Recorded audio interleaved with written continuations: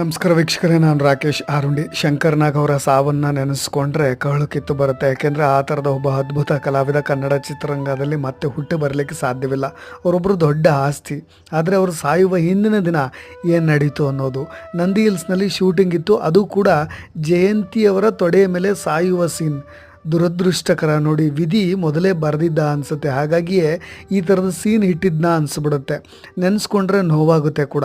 ಅದಾದ ನಂತರ ಅವರು ಧಾರವಾಡಕ್ಕೆ ಟ್ರೈನ್ ಬುಕ್ ಮಾಡಿದ್ರು, ಜೋಕುಮಾರಸ್ವಾಮಿ ಅನ್ನೋ ಸಿನಿಮಾ ಶೂಟಿಂಗ್ಗೆ. ಬಟ್ ಆದರೆ ಅವ್ರು ಟ್ರೈನ್ ಮಿಸ್ ಆಗಿಬಿಡ್ತು. ಹಾಗಾಗಿ ಅವರು ಕಾರ್ನಲ್ಲಿ ಹೋಗಬೇಕಾದ ಪರಿಸ್ಥಿತಿ ಬಂತು. ಕಾರಣ ಇಷ್ಟೇ, ಸಂಕೇತ್ ಬಳಿ ಅವರು ಇಳ್ಕೊಂಡಾಗ ಅಲ್ಲಿ ಒಂದು ಪೂಜೆ ಮಾಡಿಸ್ಲಿಕ್ಕೆ ಅಂತ ಇಳ್ಕೊಂಡ್ರು.